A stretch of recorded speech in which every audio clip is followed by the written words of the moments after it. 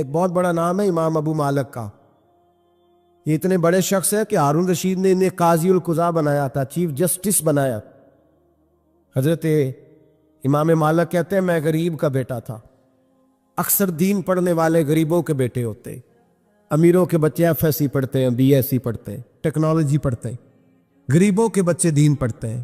میں ایک شادی میں تھا تو وہاں ایک دو لوگ کھانا کھا رہے تھے, تو بعض لوگ انہیں دیکھ دیکھ کے مذاق کر رہے تھے, ویڈیو بنا رہے تھے, کہتے دیکھو کھانا ہی نہیں آتا, کیا انداز ہے, سارا ان کا منہ جو ہے وہ کھانے سے بھر گیا, ہاتھ دیکھو کہاں تک ان کے لتھڑ گئے, کیا انداز ہے. تو میں نے کہا تم ان کے کپڑے بھی تو دیکھو نا, انداز, بیٹھنا اٹھنا, کپڑے پہننا, یہ غریبی کا پتہ دیتے ہیں. بھوک جب تیز لگی ہو پھر کھانے کے آداب لوگوں کو یاد نہیں رہتے. غربت نے میرے بچوں کو تہذیب سکھا دی, اب وہ سہمے ہوئے رہتے ہیں, شرارت نہیں کر. حضرت سیدنا امام ابو مالک فرماتے ہیں میں غریب کا بیٹا تھا اور میری 6-7 بہنیں, میں اکیلا بھائی تھا. آپ فرماتے ہیں میرے ابا جی فوت ہو گئے. میری امی پکڑ کے مجھے ایک دھوبی کی دکان پہ لے گئی, کہنے لگی اسے کپڑے دھونے کا طریقہ بتا دے, سلیقہ سمجھا دے, یہ بھی ایک چھوٹی سی لانڈری کی دکان کھول لے گا, میری بیٹیوں کا پیٹ پال لے گا. دھوبی کہنے لگا ٹھیک ہے, میں 2-3 درہم بھی دوں گا مہینے کے, اور جب کام سیکھ جائے گا تو تنخواہ بڑھ جائے. امام ابو مالک رحمۃ اللہ علیہ فرماتے ہیں میں بہنوں کے لیے روزی کمانے نکلا, میں بیوہ ماں کے سر پہ بوجھ اتارنے کے لیے نکلا, میں غربت کے عالم میں نکلا. رستے میں امام اعظم کا مدرسہ تھا, فرماتے میں وہاں چمکتے چہرے دیکھتا, لیکن اپنی غربت کو دیکھ کے میں آگے بڑھ جاتا, پریشان ہوتا کہ میں کیسے علم حاصل کروں گا. آپ فرماتے امام صاحب مجھے اکثر دیکھتے. ایک دن امام اعظم باہر نکلے, مجھے کھڑے ہوئے دیکھا تو قریب بلایا, سینے سے لگایا, ماتھا چوما, کیا نام ہے؟ میں نے کہا ابو مالک میرا نام ہے. کہا تمہیں پڑھنے کا شوق ہے؟ کہا بڑا شوق ہے. کہنے لگے چل آ جا پڑھا کر, آ جا مدرسے میں پڑھا کر. کہتے میں سارا دن وہاں پڑھتا, گھر سے کام کرنے آتا, سارا دن امام اعظم کے پاس پڑھتا رہتا. مہینہ آیا تو میری اماں کہنے لگی تنخواہ لاؤ. میں نے کہا امی جی تنخواہ تو وہ دے گا جو ڈیوٹی پہ جاتا ہو, میں تو پڑھنے جاتا ہوں. کہتے اماں گھر سے نکلی اور بڑے غصے کے ساتھ نکلی, کہنے لگی مولوی نے میرا بچہ خراب کر دیا ہے, میرا بچہ خراب کر دیا ہے, میں کام پہ بھیجتی تھی, اس نے کس چکر میں ڈال دیا, مسلوں سے بھی کبھی پیٹ بھرا ہے, کام بھی تو کرنے چاہیے نا. کہتے امام اعظم کے سامنے کھڑی ہوئی, امام صاحب بڑے امیر کبیر آدمی, اربوں خرباں پتی تھی, اور پھر اتنے بڑے عالم فقیہ, سارا بغداد, سارا کوفہ, سارا مصر سلوٹ کرتا ہے. بی بی آئی اور تیز جملے, عورتوں کا طریقہ ہوتا ہے. کہنے لگی مولوی تیری سفید داڑھی, تیرا اتنا نام, تجھے خیال ہی نہیں آیا میں بیوہ عورت ہوں, تو نے میرا بچہ خراب کر ڈالا, میری یتیم بچیاں روٹی کہاں سے کھائیں گی, مسنوں سے بھی کبھی پیٹ بھرا ہے. کہتی اتنے سخت جملے کہے پر قربان جاؤ امام اعظم سنتے رہے اور مسکراتے رہے. کہنے لگے میری غلطی ہے, میری غلطی ہے, میری غلطی ہے, بی بی بھول گیا تھا, غلطی ہو گئی. بی بی کہتے تیری امام صاحب سنتے رہے. جب غصہ اتر گیا تو کہنے لگے اماں تیرا غصہ اتر گیا ہے؟ اتر گیا ہے. کہنے لگے تیرا بیٹا بڑا نیک ہے, تیرا بیٹا بڑا لائق ہے, تو اسے پڑھنے دے. کہنے لگے چپ کر بے مولوی, یہ پڑھے گا تو میں روٹی کہاں سے کھاؤں گی. امام صاحب کہنے لگے مجھے بتائے گی تیرے گھر کا خرچہ کتنا ہے. اس نے ایک لفظ تو ہے 3 دینار کا, ایک روایت ایسی بھی لکھی ہے بزرگوں نے, کہنے لگی 40 درہم ہے. اور اماں کہتی میں نے جان بوجھ کے زیادہ بتائے, حالانکہ میں کنار کا خرچہ کرتی تھی, لیکن جب کھلا ڈلا کریں تو وہ والا خرچہ بتایا. میں نے کہا 40 درہم خرچہ ہے, تو دے گا؟ تو کہتے امام اعظم کہنے لگے اماں تجھے لینے نہیں آنا پڑے گا, پہلی سے پہلے تیرے گھر میں پہنچ جایا کریں گے, یکم سے پہلے آئیں گے. او بھائیو کہاں استاد ملتے ہیں, کہاں استاد ملتے ہیں, کہاں وہ لوگ ملتے ہیں جو دعائیں مانگتے, التجائے کرتے, پیار کرتے. گزر گیا وہ دور, اب تو سوٹ لینے کا دور ہے, مٹھائیاں لینے کا دور ہے, ہاتھ ڈلوانے کا دور آیا ہے. اب کون پوچھتا ہے, اب تو پوچھتے ہیں تو میرے لیے کیا لایا ہے. حضرت سیدنا امام اعظم ابو حنیفہ رحمت اللہ علیہ 1 دن نہیں, 2 دن نہیں, 4 دن نہیں, 5 مہینے نہیں, 20 سال تک, کہنا آسان, بولنا آسان, سننا آسان, 20 سال تک امام ابو مالک کے گھر میں خرچہ دیتے رہے, وہ پڑھتے رہے. اماں کہنے لگی تو میرے بیٹے کو لگا تو لیا ہے تو پڑھ کے بنے گا کیا, حضرت امام اعظم فرمانے لگے بادشاہوں کے تخت پر بیٹھ کر بادشاہوں کے ساتھ کھانے کھایا کرے گا، ان کے ساتھ بیٹھ کے حلوہ کھائے گا، وقت آئے گا تو دیکھے گی۔ کہتے ہیں میرے امام انتقال کر گئے، وقت بیت گیا، ہارون رشید نے مجھے بلایا بغداد میں اور کہا میں آپ کو چیف جسٹس بنانے لگا ہوں۔ کہتے ہیں میں خوشی سے سجدے کرنے لگا، میں چیف جسٹس بنا۔ میں نے اپنی اماں کو خط لکھا کہ اماں بغداد آ جا، تیرے بیٹے کو اللہ نے بڑی شان عطا کر دی ہے۔ فرماتے ہیں ہارون رشید کی بیوی بڑی اولیاء کی علماء کی بڑی فرما بردار تھی، محبت کرنے والی تھی، اس نے حلوہ بنا کے بھیجا، کھانا بنا کے بھیجا۔ ہارون رشید تخت پہ بیٹھ کے کھانے لگا تو کہنے لگا امام صاحب آپ بھی یہیں آ جائیں میرے ساتھ۔ کہتے ایک کونے میں وہ بیٹھ گیا، ایک میں بیٹھ گیا، بیچ میں کھانا رکھ لیا۔ اتنی دیر میں میری اماں بھی پہنچ گئی، 2 لقمے کھائے تھے کہ اماں آ گئی۔ جب اماں نے مجھے تخت پہ بیٹھے دیکھا، ایک یتیم، ایک لاوارث، ایک بن باپ کا بچہ، وہ کل تک جو بہنوں کے لیے 4 دینار نہیں لا سکتا تھا، تخت پہ بیٹھ کے جب روٹی کھاتے دیکھا تو اماں تڑپ گئی، روئی، چیخیں ماری۔ میں نے کہا اماں کیا ہوا؟ کہنے لگی بیٹا مجھے تیرا استاد یاد آ گیا ہے، اس نے کئی سال پہلے کہا تھا اسے دین کا علم پڑھنے دے، اسے فقیہ بننے دے، یہ بہت آگے جائے گا۔ دیکھ آج اللہ نے تجھے کتنی شان عطا کی ہے۔ کہا بیٹا یہ کمال تیرا نہیں، یہ امام اعظم ابو حنیفہ کا کمال ہے، یہ ان کا کمال ہے جنہوں نے تمہیں یہاں تک پہنچایا۔ میرے بھائی اپنی پوری زندگی حضرت امام اعظم ابو حنیفہ نے، آج تو اساتذہ کرام، اساتذہ مجھ سے ایک ٹیچر کہنے لگے حضرت جی دل نہیں لگتا، بے سکونی سی ہے، کچھ بتلائے۔ تو میں نے کہا کلاس میں کوئی یتیم بچہ ڈھونڈ لے، کوئی لاوارث بچہ ڈھونڈے، اس کی وردی اپنے ذمے لے لے، کتابیں اپنے ذمے لے لے، اس کا خرچہ اپنے ذمے لے لے، روز جیب میں ٹافیاں ڈال کے جایا کرے کہ غریب کو دینی ہے۔ فرمایا 2 مہینے یہ والا وظیفہ بھی پڑھ کے دیکھیں، اللہ آپ کو سکون عطا کرے گا۔ یہ بھی کہنے لگے بڑی ٹھنڈک ہوئی ہے، بڑا سکون ملا ہے، بڑی تابع داری۔ میں نے کہا آپ لفظوں سے سکون چاہتے ہیں، وہ لوگ خدمت کر کے سکون لیتے۔ اقبال کہا کرتے تھے اگر کوئی شعیب آئے میسر تو شبانی سے کلیمی 2 قدم۔ کہتے تھے دعا کرو کہ حضرت موسیٰ کلیم کو کوئی حضرت شعیب علیہ السلام جیسا مل جائے، کوئی مل جائے نا ایسا، تو وہ پھر تازگی پیدا کر دیتا ہے۔ تو کچھ پرجوش، امام مالک رحمۃ اللہ علیہ کے ایک شاگرد کہتے ہیں کہ میرے استاد جو تھے وہ بڑے پرجوش تھے، علم پڑھانے میں شوق ہوتا ہے پڑھانے کا۔ یہ کچھ لوگ جمعہ پڑھاتے ہیں تو کچھ کہتے ہیں کہ ان جمعہ آ گیا تو کی کرنا ہے۔ ہمارے شاگردوں میں بھی ایسی ہیں، رات کو پوچھتے ہیں۔ ایک سے میں نے آج سویرے پوچھا، میں نے کہا بیٹے آج تو جمعہ پڑھانا ہے کی تقریر کرنے کے اندر استاد جی ڈیسائیڈ نہیں کیتا۔ تو میں کہ بھی تو وڈا مولوی تاں نے ڈیسائیڈ کیتا، میں تے 8 دن پہلے ڈیسائیڈ کر لینا کہ مجھے تو تیاری کرنی پڑتی ہے۔ بڑا علم ہوتا ہے نا لوگوں کے پاس، تو ڈیسائیڈ نہیں کرنا، بیٹھیں گے تو فر بات جاری ہو جائے گی۔ کہنے لگا نہیں وہ، میں نے کہا خدا کے بندے کہتے ہو لوگ آخر میں آتے ہیں، تم بتاؤ تم تو تیاری آخر میں شروع کرتے ہو، کچھ خدا کا خوف کریں بھائی۔ ایک استاد ہوتا ہے ایک پرجوش۔ امام مالک کے شاگرد فرمانے لگے کہ ہمارے استاد پڑھانے میں بڑے باذوق تھے، ان کا جذبہ رہتا تھا پڑھانے کا، اور کتاب سے وابستہ رہتے، پڑھنا پڑھانا، مسائل دریافت کرنا، یہ شعبہ ہے نا جی ہمارا۔ جس طرح آپ جس شعبے سے وابستہ ہیں تو اگر آپ اس کو چھوڑ دیں گے نا، فزکس کا استاد بھی کہتا ہے کہ اگر رات کو میں خود پڑھوں گا نہیں تو سویرے پڑھا نہیں سکوں گا۔ تو اگر آپ وابستہ نہ رہتے اپنے شعبے کے ساتھ، نئی چیزیں پیدا ہوتی ہیں، جدت آتی ہے، تو آپ کو جوش ہی نہیں ہے اس شعبے کا، تو پھر بات کیسے آگے بڑھے گی؟ تو کہتے ہیں امام مالک بڑے جب بیمار ہو گئے شدید، تو شاگرد کہتے ہیں میں تیمارداری کرنے گیا، تو میں نے جب دیکھا تو مجھے چہرہ دیکھ کے سمجھ آئی کہ امام مالک کا آخری وقت ہے، بڑے کمزور ہو گئے، اور معدے میں اور پیٹ میں اتنی تکلیف تھی کہ انہیں دودھ پلایا جا رہا تھا چمچ کے ساتھ، پیالے کے ساتھ، صرف دودھ پی سکتے تھے، کمزور ہو گئے۔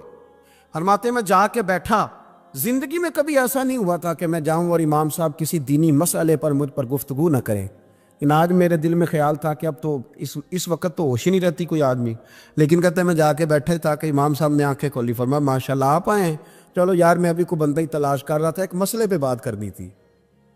کہتے ہیں لفظ نہیں پورے ادا ہوتے ان کے، جملے ٹوٹتے ہیں، بیچارے کمزور ہو گئے، بڑھاپا ہے، ایک مسئلے پر بات کرنی تھی۔ تو فرماتے ہیں کہ میرا دل نہ اتنا نرم ہوا کہ میرے آنسو بہہ گئے۔ میں نے کہا اس حال میں بھی استاد جی آپ کو دین کی فکر ہے؟ کہنے لگے یار ایک آدمی نے مسئلہ پوچھا ہے تو اس کو حل کر کے دینا ہے، یہ رسول اللہ کا دین ہے، علماء کی ذمہ داری ہے آسان کر کے لوگوں تک پہنچائیں۔ ہر آدمی اس تک رکھ، تو میں نے وہ دینا ہے، یہ میری وفا ہے اپنے مذہب کے ساتھ، آخری دم تک دینا۔ میں اپنی حیاتی تو قربان تھی واہ، میری محمد پکیندے گزر گئی۔ یہ کرنا ہے کام، لوگوں کو آسان کر کے دین پہنچانا ہے۔ فرماتے ہیں کہ میں نے کہا استاد جی فرمائیں، کہنے لگے یار یہ حج کے موقع پر جو رمی جمار ہوتی ہے، جمرے کو شیطان کو کنکر مارے جاتے ہیں، پوچھنا یہ ہے کہ دونوں طرح سے سنت ہے، پیدل بھی مار سکتے ہیں، سواری پہ بھی، تو یہ بتا کہ پیدل افضل ہے یا سواری پہ افضل ہے؟ تو کہتے ہیں، میں نے کہا استاد جی میرا خیال ہے پیدل افضل ہے، لوگوں کو تکلیف کم ہوگی۔ تو کہنے لگے نہیں، تو نے غلط کہا ہے، کھانا نہیں کھایا جا رہا، لیکن اب استاد ہیں تو جوش کتنا ہے۔ فرمانے لگے تو نے غلط کہا۔ کہتے ہیں میں نے کہا پھر استاد جی سواری پہ افضل ہے اگر پیدل افضل نہیں؟ کہنے لگے نہیں، تو نے پھر بھی غلط ہی کہا ہے۔ کہتے ہیں میں نے کہا حضور دونوں طرح غلط ہے تو صحیح کیسے ہے؟ فرمانے لگے بیٹے اگر اس بڑھاپے میں بھی میں مسئلہ بتانے میں تیزی نہیں کرتا، تحقیق کرتا ہوں، تو نے جوانی میں تیزی کرنی شروع کر دی ہے، سوچے ہی نہیں بات کو، فٹافٹ بیان کر دی کہ اگر یہ نہیں تو یہ۔ حکمت والا ہے، اس کو سمجھنا پڑتا ہے، حکمت کے ساتھ پھیلتا ہے۔ کہتے میں نے کہا استاد جی حکم کریں، پھر آپ بتائیں کیسے افضل ہے؟ فرمانے لگے مستحب ہے، اچھا عمل ہے کہ ایک شیطان کو کنکر مار کے تو دعا مانگی جائے، اور اتنی دیر مانگی جائے جتنی دیر میں انسان 20 آیات قرآن پاک کی پڑھ لیتا ہے، اور یہ مستحب عمل ہے، یعنی کرے تو ثواب ہے، نہ کرے تو گناہ نہیں۔ مستحب ہے کہ دوسرے کو کنکر مار کے پھر دعا مانگی جائے، تیسرے کو کنکر مار کے کھڑے نہیں ہونا، دعا مانگتے مانگتے چلے جائے۔ تو فرمانے لگے مسئلہ سن، جس نے چونکہ مستحب ہے مانگے چاہے نہ مانگے، تو جس نے تو کنکر مار کے دعا مانگنی ہے نا، اس کے لیے افضل یہ ہے کہ وہ پیدل کنکر مارے، اور جس کا ارادہ دعا مانگنے کا نہیں نا، اس کے لیے افضل یہ ہے کہ وہ سواری پہ بیٹھ کے کنکر مارے۔ تو دونوں جہتیں بدل جائیں گی۔ فرماتے ہیں اس بڑھاپے اور کمزوری میں نے امام مالک کی وہ فقاہت دیکھی، اور فرماتے ہیں جب فارغ ہو کے نا امام مالک سے میں باہر نکلا، سلام لے کے میں دروازے پہ پہنچا تھا، ابھی کمرے کے دروازے پہ امام صاحب نے بلند آواز سے کلمہ پڑھا اور ان کی روح پرواز کر گئی۔ بلند آواز سے کلمہ پڑھا، روح پرواز کر گئی۔ اتنا دین کا جذبہ، شوق، اتنا طبیعت کے اندر درد دین کے لیے کہ آخری وقت تک مسائل دین میں غوطہ زنی، کس طرح کر کے امت کو آسان دین پہنچایا۔ اگر چاہتے ہو کہ زندگی میں اطمینان ملے تو خدا را حقیقت پسندوں والی زندگی گزارو۔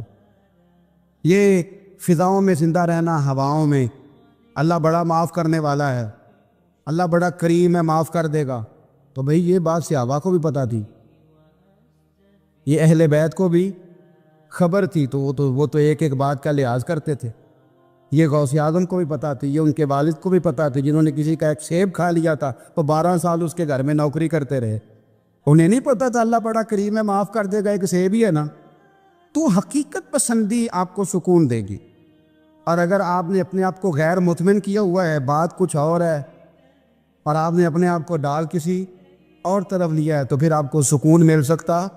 سکون حقیقت پسندی میں، اصل میں سکون ہوتا ہے، اداکاری میں سکون نہیں ہوتا۔ تیسری بات سنیں، اگر آپ چاہتے ہیں زندگی میں مطمئن رہیں تو دنیا داروں سے امیدیں توڑ دیں، اللہ اور اس کے رسول سے امید وابستہ کریں، اولیاء اللہ سے امیدیں وابستہ کریں، صحابہ اور اہل بیت سے امیدیں، اللہ اور اللہ والوں سے امیدیں، دنیا داروں سے امیدیں۔ آپ کو پتہ ہے دنیا دار کی تباہی کب ہوتی ہے؟ جب انہیں خوش آمدی مل جاتا۔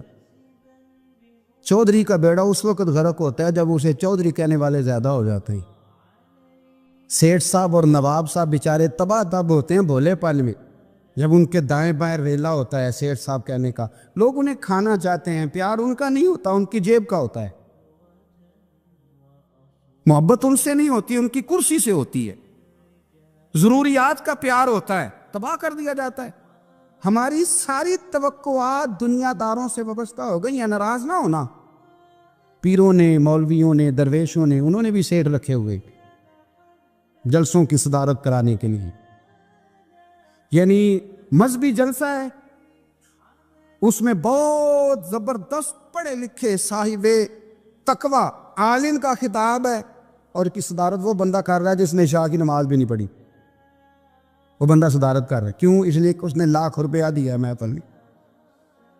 خدا را دنیا داروں سے امیدیں چھوڑ دیں ورنہ آپ کمزور پڑ گئے، آپ کی امیدیں ٹوٹیں گی۔ کتنا کمزور ہے وہ شخص جو 2-4 ہزار کے لیے کسی بندے کی چاپلوسی کرتا ہے، اس کے پیچھے بھاگتا ہے، خوش آمدیں کرتا ہے تھوڑے سے نوٹوں کے لیے۔ دکھ سکھ میں کام آئے گا اس کام کے لیے۔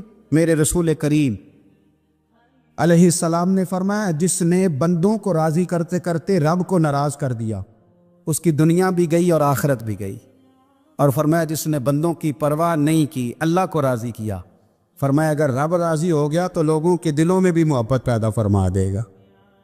کیا ضرورت ہے خوش آمد کرنا دنیا داروں کی، سیٹوں کی، نوابوں کی، چاپلو۔ اور میں آپ کو ایک بات بتاؤں، ہوتا پتہ کیا ہے،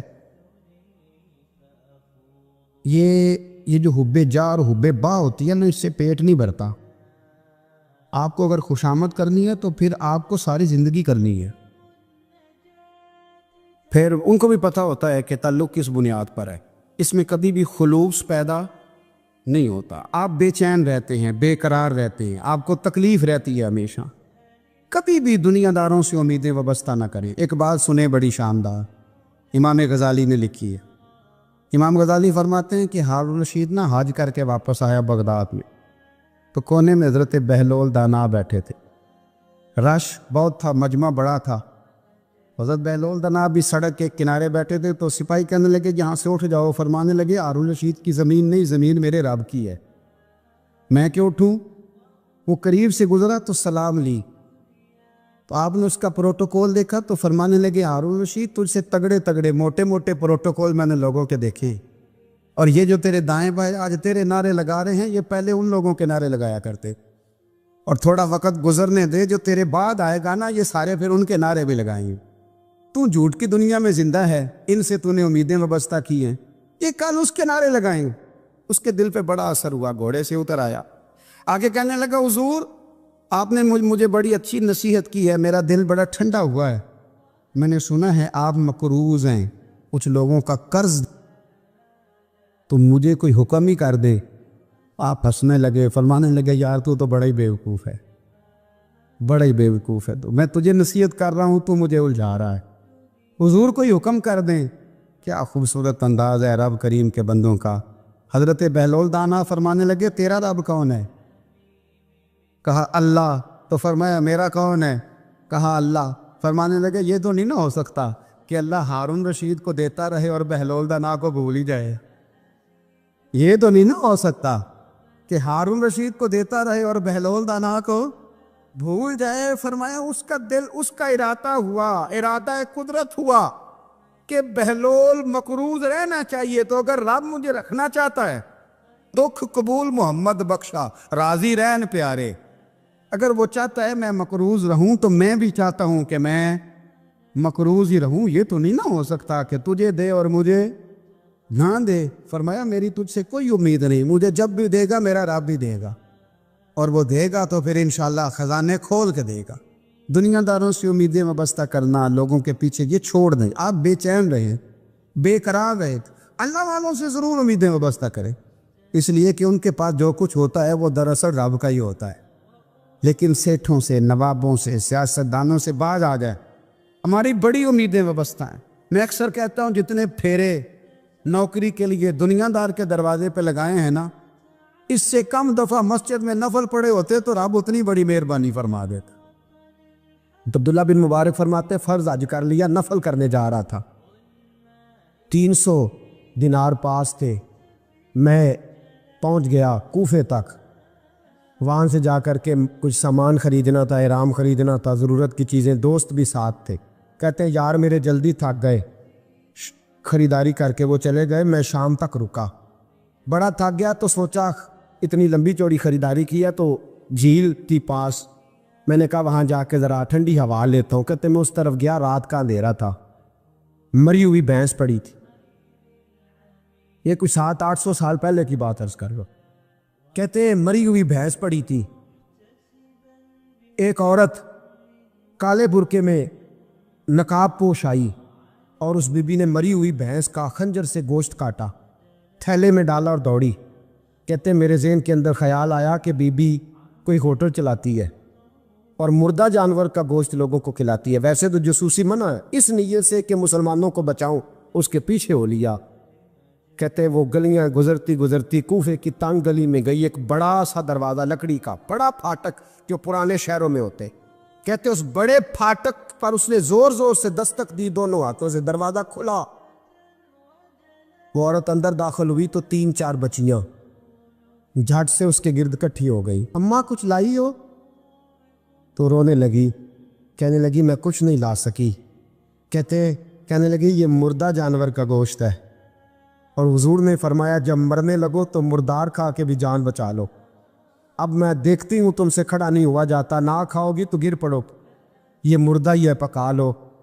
کہتے ہیں اگلے لفظ اس عورت نے کہے تو میں باہر کھڑا چیخنے لگا، وہ کہنے لگی ہم سید زادیہ ہیں، صدقہ زکوٰۃ کھا نہیں سکتی، اور سب روگاں دا روگ محمد، جس دا نام غریبی، کنڈ ولا کے لنگ جاندے سب دوست یار، قریبی سید ہے، صدقہ زکوٰۃ یہ مردار کھا کے گزارا کرو۔ کہتے ہیں پھر اس عورت نے چاروں بیٹیوں کو سینے سے لگایا، کہنے لگی تمہارا باپ زندہ ہوتا تو یہ دن نہ، سید بھی اور یتیم بھی اور مسکین بھی۔ پھر وہ روئیں، حضرت عبداللہ بن مبارک کہتے ہیں زور زور سے دروازے پہ دستک دی، بی بی باہر آئی، کون ہے؟ تو میں نے کہا میں عبداللہ بن مبارک ہوں، محدث ہوں، زمانہ مجھے جانتا ہے، میرے شاگردوں کی لسٹ بڑی لمبی ہے۔ کہنے لگی اچھا تو؟ کہنے لگا یہ 300 دینار ہے، تو مہربانی کرے تو رکھ لے، چلے اپنا کام کرے ہم جانے ہمارا۔ کہتے میں نے زمین پہ گھٹنے ٹیک کے نا تو سید زادی کے آگے ہاتھ باندھ دیے، میں نے کہا میں نوکر ہوں، تم اولاد ہو، میں خادم ہوں، تم نسل ہو، مہربانی کرو، مہربانی میرے اوپر مہربانی، پیسے رکھ لو۔ کہتے ہیں میں نے وہ پیسے دیے، میں واپس لوٹا، یار کہنے لگے چل، میں نے کہا نہیں میں نے نہیں آج کرنا۔ کہنے لگے کوئی نیا پلاٹ لینے کا پروگرام بن گیا، کوئی نئی انویسٹمنٹ، لوگ تانے دیتے ہیں نا، پر جے کر یار دے نام دا ملے میڑا، ان چولی پا لئیے پنجے سٹیے نا، جے کر یار دے نام دی ملے سولی، چھوٹا چھوٹ لئیے پشانٹیے نا۔ کہتے میں نے کہا یار جیسے تمہاری مرضی سمجھ لو، یہ میرا راز ہے، میں بتاتا نہیں۔ فرماتے ہیں لوگ حج کرنے چلے گئے، میں وطن آ گیا، 6 ماہ کے بعد قافلے لوٹے، جاگ کے سننا ذرا بات، میرے نبی نے فرمایا تو میرے امتی کی پریشانی دور کر، اللہ کامل حج کا ثواب دے گا۔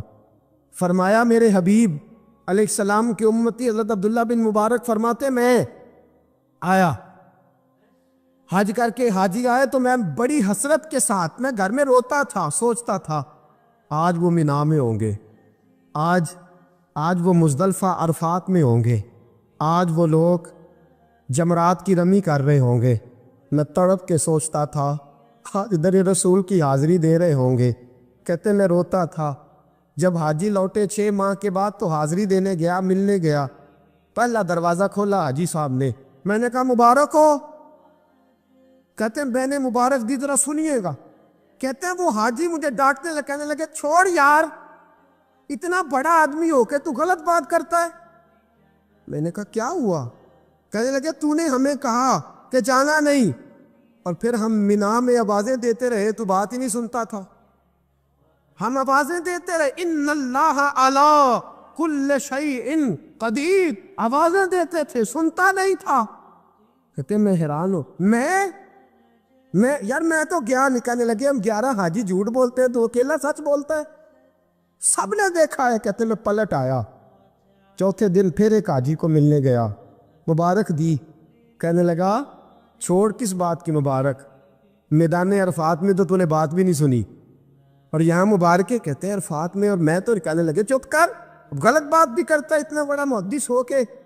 کہتے ہیں جب آخری قافلے آئے، آخری دن تو 8-10 قافلے کٹھے آئے، شام تک 7 قافلوں سے ملا، ہر ایک مجھے کہنے لگا بندے کے پاس گھوڑا نیا آ جائے، سواری بڑی آ جائے تو یاروں سے تو ملنا چاہیے نا، تو آواز ہی نہیں سنتا تھا۔ فرماتے ہیں میں تھک گیا کہ الہی ماجرا کیا ہے، میں تو یہاں اس شہر کی گلیوں میں پھرتا رہا اور یہ سارے حاجی کیا رہے ہیں۔ فرماتے ہیں رات کو حضرت ربیع بن اسلم، وہ بہت بڑے بزرگ محدث تھے، وہ بھی حج کرنے گئے، دروازے پہ دستک دی، باہر آئے تو جھگڑنے لگے، کہنے لگے تو نے مجھے کس مشکل میں ڈال دیا ہے؟ میں نے کہا حضور کیا ہوا، کس مشکل میں؟ میں تو کہنے لگے چھوڑ یار، عالم تھا تو میں تیری عزت کرتا تھا، تو نے یہ کیا کیا؟ میں نے کہا کیا ہوا؟ کہنے لگے یاد نہیں جب تو روضہ رسول کے سامنے ملا تھا، جب نبی پاک کے مواجہ کے سامنے تو پیسوں والی تھیلی مجھے پکڑا گیا، پکڑ اپنے پیسے، میں تو سنبھالتے سنبھالتے تھک گیا ہوں۔ کہتے ہیں یوں سینے سے پیسے لگائے، گھر آیا، عشاء پڑھی تو سو گیا۔ میں نے کہا یا اللہ عقدہ کھول دے۔ رات گہری ہوئی، میرے گھر کی دیواریں چمکنے لگیں، نور پھیرنے لگا، خوشبو ہی خوشبو پورے شہر کو معطر کرنے لگی۔ کہتے ہیں میں نے آنکھ جھپکی تو سامنے اللہ کے رسول تشریف فرما، سامنے محبوب تشریف فرما ہے۔ خواب میری وچ آیا ماہی، میں اودے گل وچ پا لئیاں باواں، پھر ڈر دی ماری اکھ بھی نہ کھولاں، کتے پھر وچھڑ نہ جاواں۔ فرماتے میں محبوب پاک کی زیارت کی تو نبی پاک علیہ السلام کا دیدار کر کے پھوٹ پھوٹ کے رویا۔ اب میرا دل تھا حضور بولے، کوئی بات کرے، محبوب بولے، لب کھولے۔ فرمایا کیا؟ حضور نے فرمایا میں تجھے کتنے اور گواہ بھیجوں کہ تیرا حج ہو گیا ہے، میں کتنے گواہ بھیجوں کہ حج تیرا بے پرواہی ویکھ سجن دی، جتھے کسے دی پیش نہ جاوے، انہیں تاجاں والے در در رولے، منگتے ہیں تخت بٹھاوے، آزم کسے نو کارا مل دئی، کسے نو کارا، کسے نو کارا مل دئی، کوئی کا دو خالی آوے۔ فرمایا کتنے گواہ بھیجوں کہ حج ہو گیا؟ میرے بیوی نے فرمایا اٹھ کے تھیلی کھول کے گیل لے، تو نے 300 دینار دیے تھے، میں نے 600 کر کے واپس کیے۔ فرمایا کن؟ حضرت عبداللہ بن مبارک نے 60 حج فرمائے، اس کے بعد کتنے حج کیے؟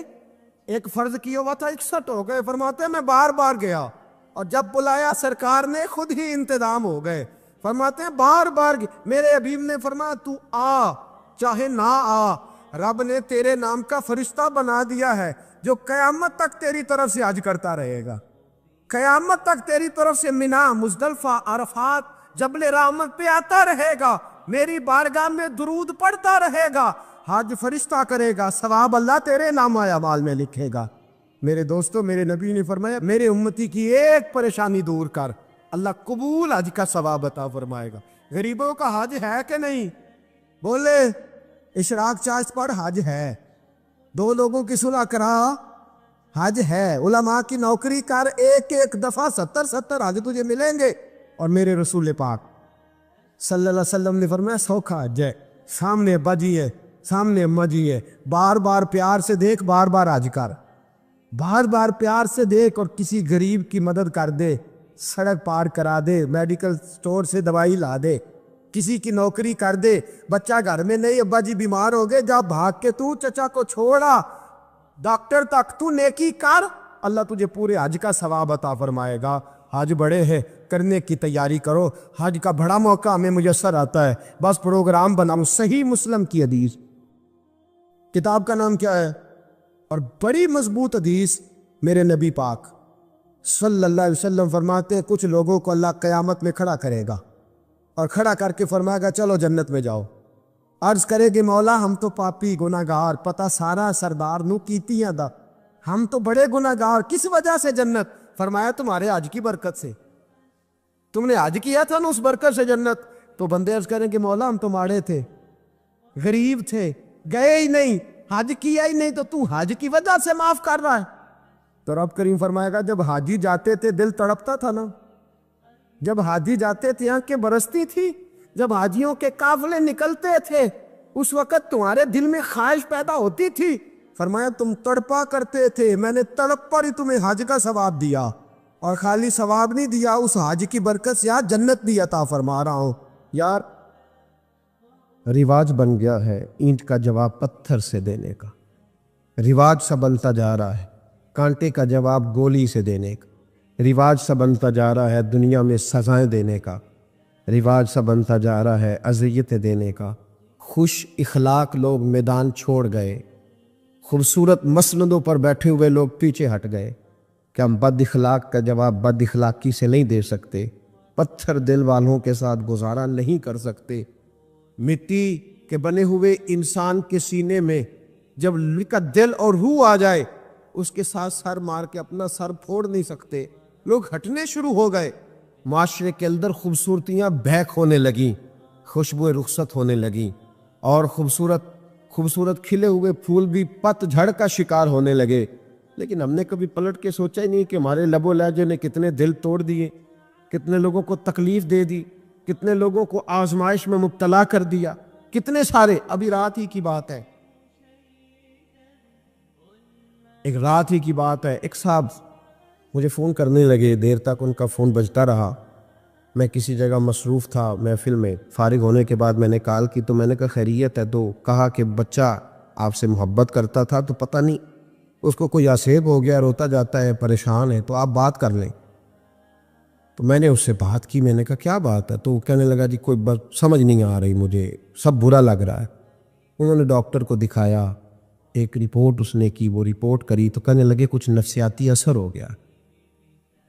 تو صبح میں نے جب دوبارہ کال کی تو انہوں نے کہا کہ اصل میں یہ فیکٹری میں جاتا تھا تو وہاں کسی شخص نے اس کی غربت کا تانا دیا، اس نے اس کے کالے رنگ اور چپٹی ناک کے بارے میں باتیں کیے. پتہ نہیں کب سے یہ بیچارہ اپنے سینے میں باتیں چھپائے پھرتا تھا، تو اب وہ زخم بن کے نا اب وہ کھٹکنے لگی ہیں ذہن میں. تو ڈاکٹر کہتا ہے کہ کسی بات کا اثر لے گیا ہے، اب اس کا علاج یہ کیا جائے گا، نفسیاتی مریض کو اس کو دوائیاں کھلائی جائیں گی، یہ سویا کرے گا، کتنے کتنے گھنٹے سویا رہے گا تاکہ اس دکھ کو سوچے نہ. کتنے لوگ ایسے ہیں جو ہماری اذیت کا شکار ہیں، کتنے لوگ ایسے ہیں. میں اکثر کہا کرتا ہوں کہ اس شخص کی کوئی زندگی ہے، وہ بھی انسان اپنے آپ کو زندہ سمجھتا ہے کہ جس کی ماں اس سے بات کرتے ہوئے ڈرے کہ پتہ نہیں کہاں سے بولے گا. وہ بھی اپنے آپ کو روحانی طور پر زندہ سمجھتا ہے کہ جس کا باپ اس سے بات کرتے ہوئے ذرا سہم جائے کہ کہیں میری عزت نہ اچھال دے. تو بھی انسان ہے کہ جس کا استاد اور مرشد بھی تیرے ساتھ بات کرے تو وہ کھول کے کام نہ کہہ سکے، اور وہ کہے کہ پتہ نہیں یہ انسان کس طرح کا ہے، کہاں بولے گا، کیا کرے گا. وہ لوگ جو تیرے لیے ادب کے لائق تھے، وہ جگہ جن کا تیرے اوپر حکم چلنا تھا، اگر وہ تجھ سے سوچ کر بات کریں، سمٹ کر بات کریں تو پھر تجھے غور کرنا چاہیے، پھر تجھے سوچنا چاہیے کہ تیرے سینے میں دل نہیں پتھر ہے. تو پھر اپنے وجود کی لاش اٹھائے کب تک دنیا میں گزارا کرے گا؟ سوچیں، تھوڑا غور کریں. کہیں ایسا تو نہیں کہ ہمارا لب و لہجہ، ہمارا اٹھنا بیٹھنا، ہمارا اقتدار، ہماری دنیا، ہمارا مال، اور اب تو ہاتھوں میں سوشل میڈیا آیا ہے، تباہی اتر گئی. ایسی ایسی پگڑیوں کے پیچ کھل گئے جن تک ہاتھ کبھی نہیں جانا چاہیے. ایسے ایسے جملے زبانوں سے نکل گئے اور نکل کر وہ دنیا کے سامنے آ گئے جو کبھی سوال ہی نہیں پیدا ہوتا تھا کہ کوئی مہذب قوم یہ کام کرے. خدا را ظلم سے بچے، زیادتی سے بچے، کوشش کرے کہ کوئی ایسا کام نہ ہو جس کی وجہ سے دوسرے تکلیف محسوس کرے. رسول رحمت علیہ السلام صفے سیدھی کرا رہے تھے. بدر کے دن ایک آدمی کا پیٹ بڑا تھا. ہمارے ہاں معذرت قبول کرنے والوں کی تعداد بڑی تھوڑی رہتی جا رہی، بلکہ کچھ فلسفیوں نے تو مجھے بتایا ہے کہ معذرت اگر کبھی کر لینا تو سامنے والا چڑھائی زیادہ کر جاتا ہے. وہ کہتے ہیں معذرت کبھی نہ کرو، معذرت کریں آپ تو پھر تو آپ سمجھ لیں کہ آپ نے گناہ قبول کر لیا، پھر تو لوگ چڑھ جائیں. یہ ایسا فلسفہ اب میدان میں آیا. میں کبھی کبھی پیار کی بات سوچتا ہوں. میں ایک جگہ اپنے شہر میں روڈ پہ کھڑا تھا تو میرے اپنا ہی ایک جاننے والا سنگی تھا، میں ان کو جانتا تھا، ہمارے شہر کے تھے. تو انہوں نے غلط موٹر سائیکل مار دیا کسی کو، اور جب اس نے موٹر سائیکل والا اٹھا نا اس پہ چڑھائی کر دی. تو ہمیشہ یوں چلاتا ہے، تمہیں طریقہ ہی نہیں آتا، تم بڑے غلط ہو، چڑھائی کر دی اس پہ. جب تک میں پہنچا تو وہ بیچارہ جا چکا تھا، نرم دل تھا، غریب تھا، وہ جا چکا تھا. تو میں نے کہا یار تو بڑا فضول آدمی ہے، میں خود دیکھ رہا تھا، غلطی بھی تیری ہے تو نے چڑھائی کر دی. کہندا سب میں نہ کردا پھر انہیں کر دینی سی. تو میں نے قبل از وقت حفظ ما تقدم کیا ہے. اگر میں نہ کرتا، یہ ہماری سوچ ہے، یہ رویہ ہے، یہ ہماری اخلاقیات، یہ ہماری سوچ ہے کہ جو پہلے چڑھائی کر گیا وہ بڑا ہو گیا، اور جو نہ کر سکا وہ تو لہذا فٹافٹ چڑھائی کرو. ایسا جملہ بولو کہ سامنے والا قابو آ، لڑنا شروع کرو فٹافٹ. ایسے بھائی بس کریں، احتیاط کریں. نبی پاک صلی اللہ تعالیٰ علیہ وسلم بدر کے دل صفے سیدھی کرا رہے. میری باتوں کی سمجھ آ رہی ہے آپ حضرات کو؟ حضور صفے سیدھی کرا رہے تھے، ہاتھ میں چھڑی تھی، اور حضور کی ڈیوٹی ہے صفے سیدھی کرانا. صفے. مجھے ایک بات بتاؤ، کبھی باپ نے بیٹے سے معافی مانگی ہے؟ استاد ڈنڈا مار کے معافی مانگتا ہے؟ خیر پولیس کی تو میں بات ہی بھی نہ کرتا، ادھر تو میں نہیں جاتا، اس طرف تو میں سفر ہی نہیں کرتا. کبھی آپ نے دیکھا ہے کہ بڑی گاڑی والا بڑی گاڑی سے نکلے اور رکشے والے سے معذرت کر رہا ہوگا، یہ کیسے ہو سکتا ہے؟ پھر اس کی وہ پجاروں کا ریٹ تو بالکل لو ہو گیا کہ رکشے والے سے کہہ دیا درگزر کرو۔ عزیز دوست، نبی کریم صلی اللہ تعالی علیہ وسلم صفحے سیدھی کرا رہے تھے، تو صفحے سیدھی کراتے کراتے نا اللہ کے حبیب علیہ السلام کے ہاتھ میں چھڑی رہتی تھی۔ صحابی کا پیٹ بڑا تھا، حضور نے چھڑی لگائی، فرمایا ذرا پیچھے ہٹ جا۔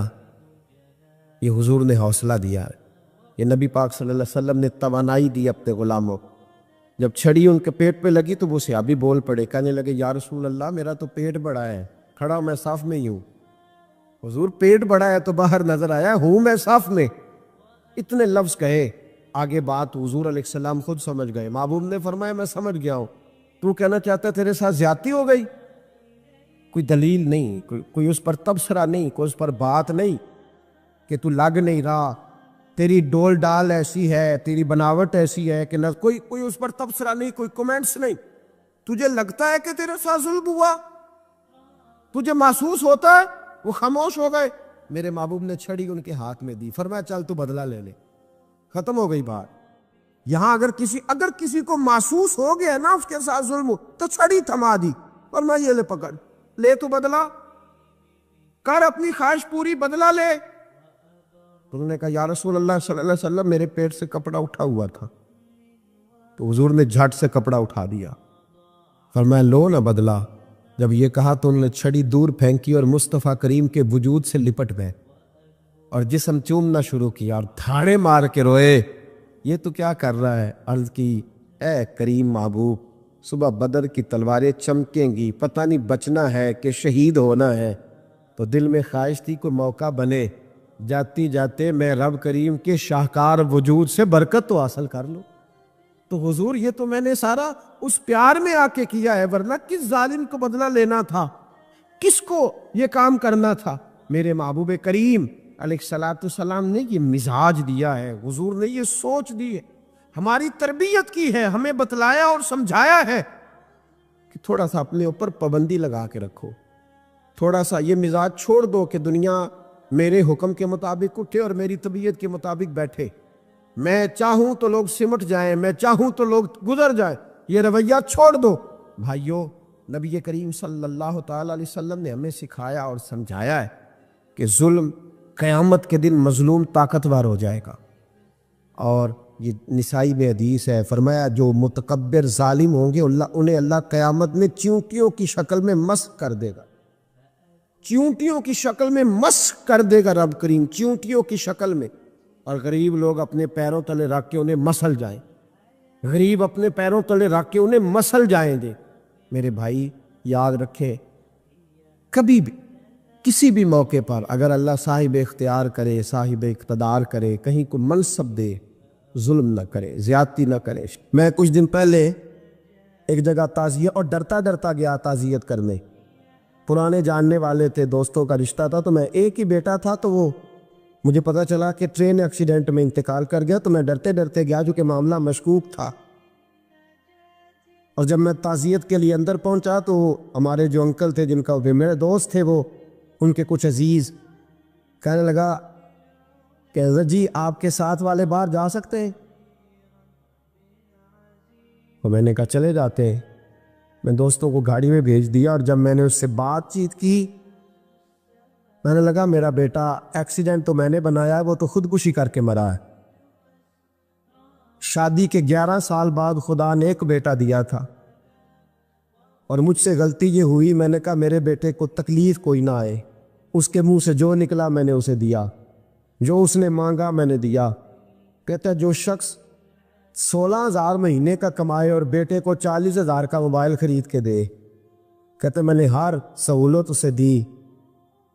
پھر ایک امیر کی لڑکی سے یونیورسٹی میں پڑھتے ہوئے اس کا تعلق بنا، بچی کے میسج بھی میں نے اپنے موبائل، اس بچے کے موبائل میں دیکھے، اور اس لڑکے نے جو میسج سینڈ کیے وہ بھی میں نے دیکھے۔ پھر میں گھر پہنچ گیا، میں نے بیٹے سے منتیں کی کہ بیٹا وہ ہمیں رشتہ نہیں دیں گے، ہماری برادری بھی چھوٹی ہے اور ہمارے جیب میں پیسے بھی کوئی نہیں۔ پھر میں ان کے گھر گیا، بیٹا نہ مانا، اور میں نے اس شخص کو بلا کے کہا تیری بیٹی کے میسیج ہیں، خدا را خیال کر، اور تیرے تو 7 بچے ہیں، میری گود میں تو ایک ہی پھول کھلا ہے، میں کدھر جاؤں؟ خیال کر۔ اس نے کہا دوبارہ تو نے نام لیا تو ایسے کیس میں باپ بیٹے کو پھنساؤں گا کہ ساری زندگی نکل نہیں سکو گے۔ نے کہا میں نے بیٹے سے کہا کہ بیٹا میں نے پگڑی تک رکھی ہے پر مجھے رشتہ نہیں ملا، تو باز آ جا۔ کہنے لگا 3 راتیں میرا بیٹا سویا نہیں، اور مجھے کہنے لگا حضرت جی وہ 4تھی رات سویا ہے تو دوبارہ اٹھا نہیں، مجھے کہنے لگا مجھے اجازت دو کہ میں اس بیٹی کو بھی قتل کر دوں اور اس کا باپ بھی قتل کر دوں، میرا تو گھر اجڑ گیا نا۔ وہ کہنے لگا میں کبھی کبھی دوستوں کے پاس جا کے رات گزار لیتا ہوں اور میں اپنے دل کو سکون لے لیتا ہوں، لیکن اس کی ماں اس کے جوتے سینے سے لگائے پھرتی ہے، اس کی اماں اس کے پرانے کپڑے لے کے سینے سے لگائے پھرتی ہے۔ کہنے لگا حضرت جی کوئی کوشش کرو، کوئی دعا کرو کہ اللہ مہربانیاں کرے۔ میں کہہ تو نہیں سکا ان سے، لیکن میرے دل میں خیال آیا کہ کس نے کہا تھا کہ بچہ یونیورسٹی میں کو ایجوکیشن میں داخل کراؤ؟ کس نے کہا تھا کہ اس کے ہاتھ میں آگ کا انگارہ دو؟ میرے دوست، آپ تیز آنچ، تیز آگ جلا کے اس کے قریب مکھن رکھو اور پھر مکھن سے کہو کہ ڈلنا نہ، پھر مکھن سے کہو کہ پگھلنا نہ۔ بھئی تیز آگ قریب جلا دی اور تو کہتا پگھلنا، یہ کیسا ممکن ہے؟ ہو سکتا ہے؟ بولیے نا، ہو سکتا ہے؟ لڑکا اور لڑکی کٹھے کالج میں پڑھے، ایک کمرے میں رہے، ایک چھت کے نیچے رہے، ایک دوسرے کو دیکھے، نام جانے، فون نمبر پاس ہو، اور پھر کہنا کہ تم عشق کا چکر نہ لڑانا، کیسے ممکن ہے؟ اور بڑے سیانے بندے کہتے ہیں حضرت صاحب اعتماد ہونا چاہیے اولاد پہ۔ میرے نبی پاک کو اپنی بیویوں پہ اعتماد نہیں؟ عبداللہ ابن مکتوم نابینے سے ابھی آئے ہیں تو حضور نے فرمایا پردہ کر لو، حضور کو اعتماد نہیں؟ مصطفیٰ سے پاک گھر کسی کا ہو سکتا ہے؟ فرمایا پردہ کر لو، نقاب ڈالو۔ سوڑے وہ تو نابینا ہے، فرمایا تمہیں تو نظر آتا ہے نا، ڈالو نقاب۔ نہیں، اعتماد ہونا چاہیے۔ یہ کیسا اعتماد ہے کہ تو تیز آگ جلائے اور مکھن قریب رکھ کے اعتماد کر؟ یہ کیسا اعتماد ہے؟ ایک حدیث سنانے لگا، زندگی بار بھولنا نہ، دل کی تختی پہ لکھنا یہ روایت۔ توجہ ہے آپ کی؟ جاگ رہے ہیں؟ باہر والوں کو میری بات کی سمجھ آ رہی ہے؟ حدیث سنانے لگا ہوں، ابن حجر اسقلانی حدیث لائے ہیں، رسول پاک صلی اللہ علیہ وسلم نے فرمایا جہاں مرد اور عورت اکیلے ہوں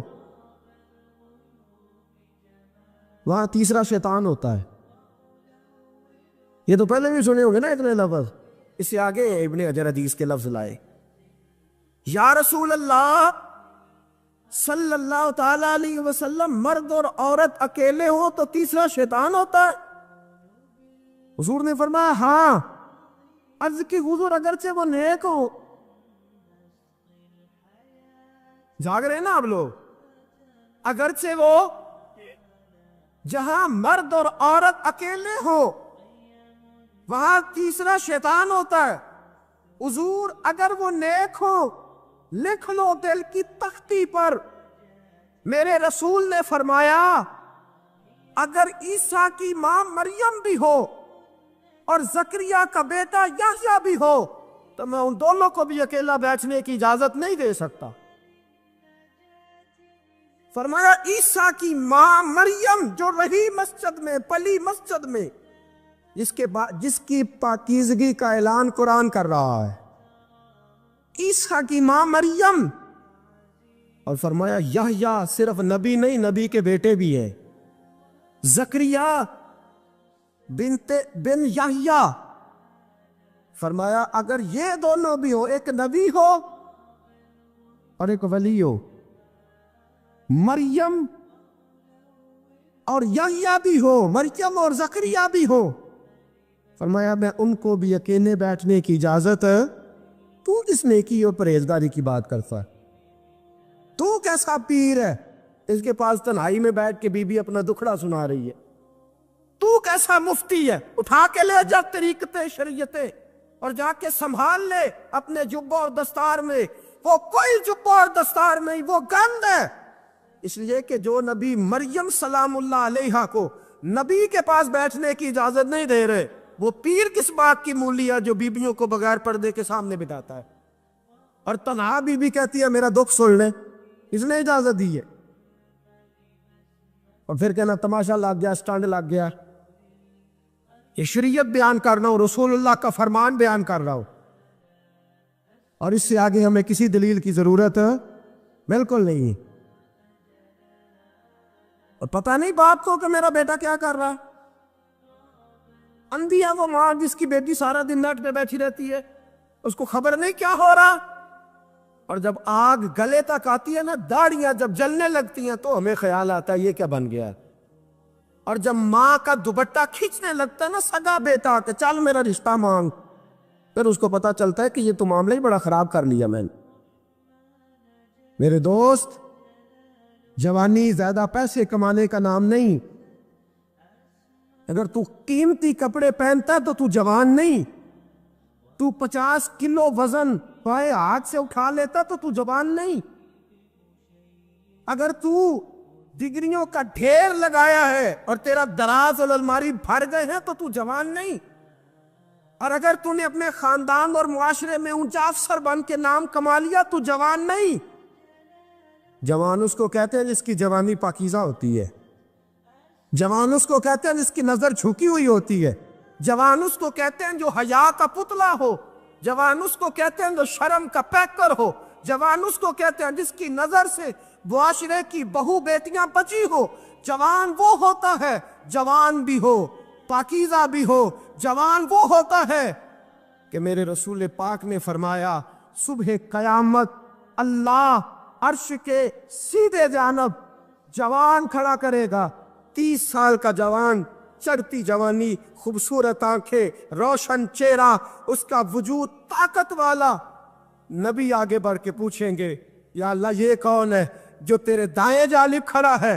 اللہ فرمائے گا یہ وہ جوان ہے کہ خوبصورت عورت نے اسے کہا تھا میرے ساتھ منہ کالا کر لے، پر اس نے نظر جھکا کے کہا تھا انی اخاف اللہ. نہ بھائی میں تو اپنے اللہ سے ڈرتا ہوں.